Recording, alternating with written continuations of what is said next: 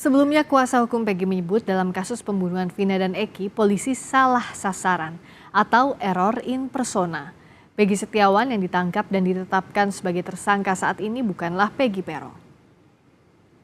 Bahwa ironisnya terhadap seluruh surat tersebut di atas dikeluarkan oleh termohon sangatlah keliru, salah orang, error in persona atau salah sasaran. Sebab sejak tahun 2016 dan atau 8 tahun lalu dengan bersandar pada rilis termohon sendiri dan putusan Mahkamah Agung RI nomor 10-35-K-PIT-2017 yang termasuk DPO atas nama Peggy alias Peron, bukan Peggy Setiawan, karena Peggy Peron dan Peggy Setiawan adalah orang yang berbeda baik dari usia, alamat maupun ciri-ciri lain dengan pemohon. Polisi meyakini Peggy Setiawan adalah Peggy Peron. Dalam sidang pra-peradilan, polisi mengungkap keterangan sejumlah saksi yang menyebut Peggy Setiawan memiliki nama panggilan Peron. Bahwa saksi kenal dengan orang yang bernama saudara Peggy karena satu daerah, sering lewat ke rumah saksi dan sering nongkrong di SMP 11 Kesambi. Bahwa alasan sering nongkrong di depan SMP 11 Kesambi karena strategis, sering dijadikan tempat bertemu dengan teman-teman di sekitar tempat tersebut dan merupakan tempat nongkrong di wilayah sekitar anak-anak belakang SMP 11 Kesambi. Selain mengetahui saudara Peggy alias Peggy Setiawan, saksi juga mengetahui bahwa saudara Peggy memiliki nama panggilan lain yaitu Peron. 13. Saksi saudari Nilam Cahya menerangkan bahwa saksi mengenal saudara Peggy Setiawan sejak tahun 2014 dari mantan pacar saksi yang bernama saudara Ivan. Saksi mengenalnya di tempat berkumpul atau nongkrongnya di pintu masuk kantor Berita Rakyat Cirebon di Jalan Saladara, Karya Mulia, Kesambi, Kota Cirebon, dan saksi menjelaskan bahwa nama panggilan saudara Peggy Setiawan yang saksi ketahui adalah Peron. Selain keterangan saksi, polisi melakukan deteksi wajah menggunakan metode face comparison untuk membuktikan Peggy adalah Peron. Hasilnya di atas 90% identik antara foto wajah barang bukti dengan foto wajah pencarian Dukcapil. 17. Ahli Inafis Saudara Eko Wahyu Bintoro SHMKOM menerangkan bahwa melakukan pencarian wajah dengan metode 1:n dengan database kependudukan yang sudah terintegrasi dan dengan Dukcapil. Lalu kami mendapatkan beberapa kandidat dan kami pastikan kandidat yang memiliki nilai kemiripan yang sangat tinggi. Mekanisme selanjutnya adalah melakukan pencocokan wajah, melakukan metode face comparison 1:1 dengan hasil di atas 90% identik, yaitu membandingkan foto wajah barang bukti dengan foto wajah dari hasil pencarian ke database Dukcapil. Kemudian kembali lagi kami melakukan pencocokan. Apakah dalil-dalil tim hukum Polda Jawa Barat bisa meyakinkan hakim? Di sidang pra-peradilan hari ini kita ulas bersama pengacara Peggy Setiawan, ada Tony RM yang sudah bergabung serta mantan Kabar Eskrim Komjen Pol Purnawirawan Arief Sulistyo. Selamat malam Pak Arief juga Mas Tony. Selamat malam Priscila. Ya. Selamat malam, saya ke Mas Tony dulu.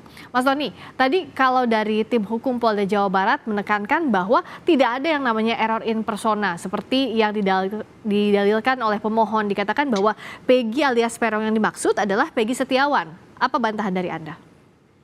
Ya, yang disampaikan dalam jawaban termohon penyidik Polda Jawa Barat bahwa setelah dilakukan pencarian, dicocokkan, yaitu kan ngambil foto tahun 2016. Ngambil foto Peggy Setiawan tahun 2016, ya.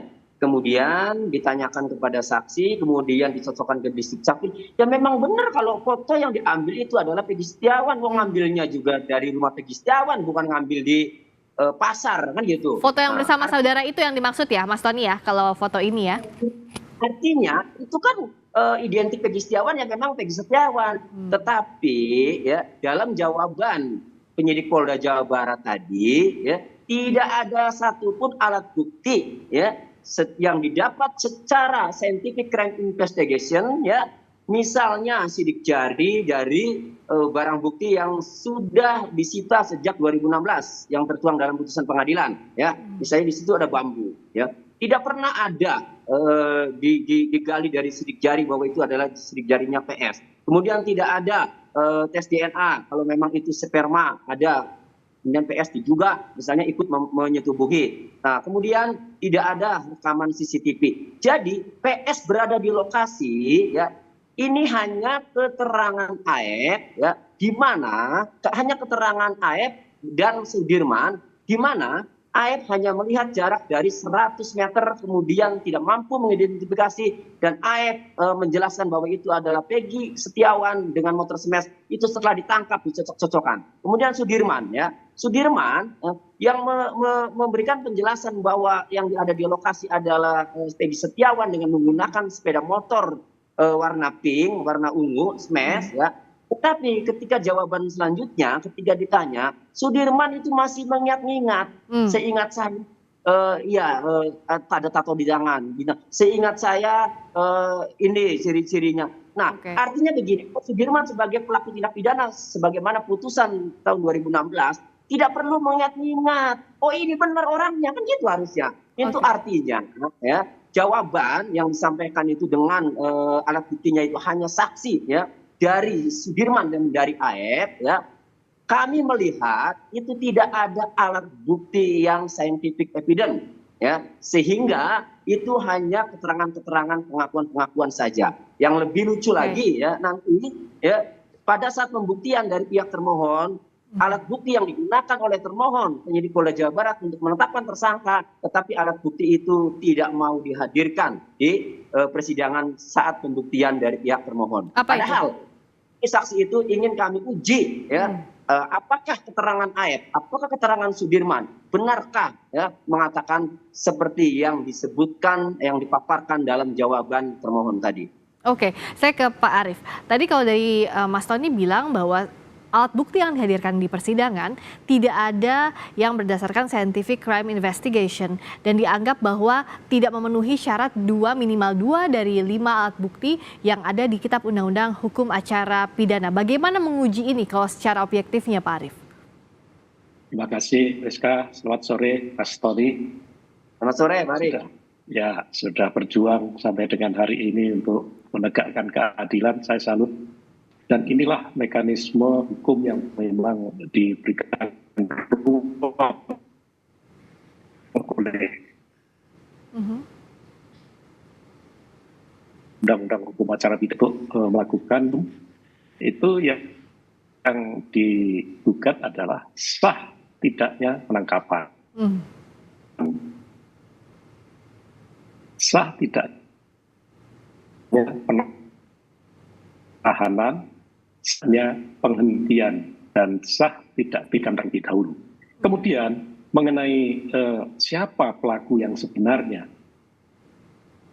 nah ini pasti dari penyidik juga akan memberikan argumentasi-argumentasi, karena kalau error in persona mungkin bukan di sini untuk pembuktian siapa pelakunya. Nanti kalau sudah masuk ke dalam materi perkara, berarti di persidangan. Pembuktiannya apakah Peggy yang sekarang ini mengajukan pra peradilan untuk melakukan perbuatan yang bukan atau tidak, pertanyaan di dalam sidang pengadilan nanti. Jadi inilah perjuangan yang harus diperjuangkan oleh penasihat hukum. Ya, Pak Arief, tadi agak sedikit terputus dalam komunikasinya, tapi saya ingin menekankan soal tadi alat bukti, ini kan yang dibuktikan di sini adalah sah atau tidaknya penetapan tersangka ya, bukan masuk kepada pokok perkara. Nah, untuk membuktikan sah atau tidaknya penetapan tersangka terhadap Peggy Setiawan, batu uji apa saja yang bisa nantinya digali oleh hakim dalam persidangan ini? Nah, itu nanti menjadi kewenangan hakim ya, alat bukti di pasal 184 itu ada keterangan saksi, keterangan ahli, petunjuk, kemudian keterangan terdakwa. Ini nanti yang akan diuji di sidang pengadilan. Tetapi di dalam pra peradilan ini adalah sah tidaknya penangkapan, sah tidaknya penahanan, kemudian sah tidaknya penghentian penyidikan. Ini kan penyidikan masih berjalan ya. Tapi yang menjadi fokus dari penasihat hukum adalah sah atau tidak penangkapan yang dilakukan oleh penyidik terhadap Peggy ini. Kemudian sah atau tidak penahanannya. Ini yang harus diperjuangkan dulu. Ya, silakan. Oke, saya ke Pak Tony. Pak Tony, Mas Tony, kalau sah tidaknya penangkapan tadi dibantah oleh penyidik Polda Jawa Barat bahwa sudah ada surat perintahnya, baik itu penyitaan maupun penangkapan. Nah, bagaimana Anda melihatnya dan membuktikan sebaliknya? Karena kalau dari pihak Anda beberapa waktu lalu juga menyatakan bahwa ini Peggy ditetapkan sebagai tersangka dulu, baru diperiksa. Nah, silakan. Ya, pertama saya bahas mengenai sah tidaknya penangkapan. Dalam pasal 17 KUHP ya, bahwa penangkapan ya terhadap orang yang diduga melakukan tindak pidana itu ya, itu harus ada bukti permulaan dan minimalnya 2 alat bukti, dan status orang tersebut memang patut diduga ya sebagai pelaku tindak pidana. Nah, untuk mengkonfirmasi adanya 2 alat bukti itu ya, maka calon tersangka atau orang yang diduga melakukan tindak pidana itu harus diperiksa dulu sebagai saksi. Itu. Nah, Peggy Setiawan ini tidak pernah diperiksa sebagai saksi.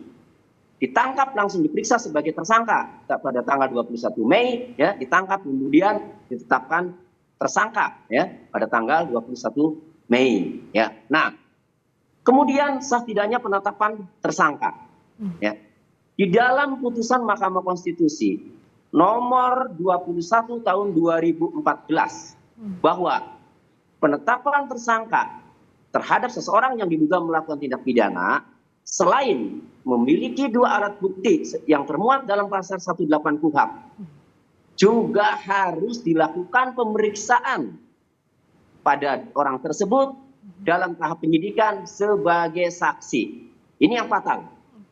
Jadi jawaban yang disampaikan oleh penyidik Polda Jawa Barat tadi ya, penyidik tidak mampu dalam dalilnya tidak mampu membuktikan ya, tidak mampu menyampaikan ya bahwa penyidik telah melakukan pemeriksaan Peggy Setiawan sebagai saksi. Nah, ini penting karena Pak Budi Gunawan dulu, kalau kita masih ingat, kenapa Pak Budi Gunawan gugatan pra peradilannya dikabulkan?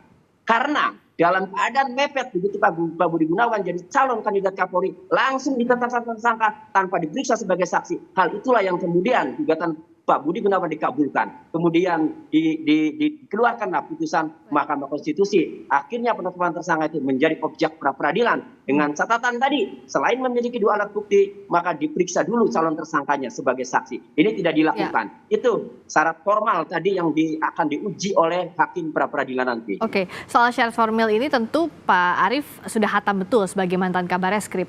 Tadi Mas Tony bilang bahwa tidak pernah diperiksa sebagai saksi Peggy Setiawan. Ini bisakah jadi celah bahwa penangkapan terhadap Peggy Setiawan dan penetapan tersangkanya tidak sah?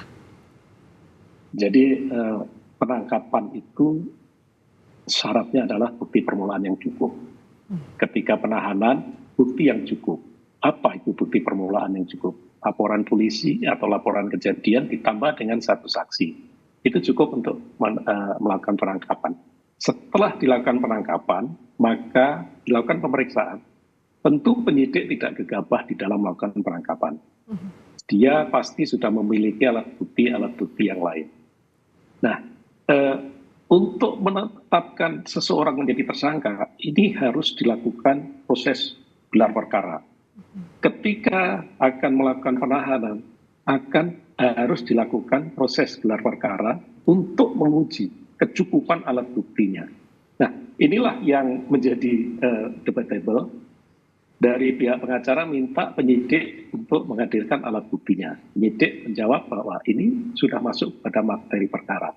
Nah, ini yang nanti akan menjadi pertimbangan Pak Hakim yang memimpin sidang pra-peradilan. Apakah dalil-dalil dari pengacara, kemudian dalil-dalil yang disampaikan oleh pihak penyidik, ini akan dipertimbangkan semuanya dan itu putusannya ada kepada Pak Hakim. Jadi yang menilai semua nanti Pak Hakim. Nah, soal ini bagaimana menguji di persidangan, Mas Tony tadi setelah sidang pra-peradilan, pihak Anda menyebut bahwa ada saksi dan juga ahli yang akan dihadirkan di sidang pra-peradilan. Nah, bagaimana mendudukan posisi masing-masing saksi dan ahli ini untuk menguatkan dalil permohonan yang Anda sampaikan, Mas Tony? Ya, dalil permohonan kami bahwa yang ditangkap itu adalah bukan Peggy alias Peron, melainkan Peggy Setiawan, dan pada saat kejadian berada di Bandung, maka kami dukung dengan alat bukti dari saksi-saksi yang akan kami hadirkan. 5 saksi yang akan kami hadirkan, itu yang mengetahui pada saat kejadian, itu Peggy Setiawan berada di Bandung. Itu. Nah, kemudian ada ahli nanti yang akan memaparkan sesuai dengan keahliannya, bagaimana seharusnya penetapan tersangka, bagaimana seharusnya penangkapan, bagaimana seharusnya penyitaan, bagaimana seharusnya DPO, penetapan DPO, kan gitu.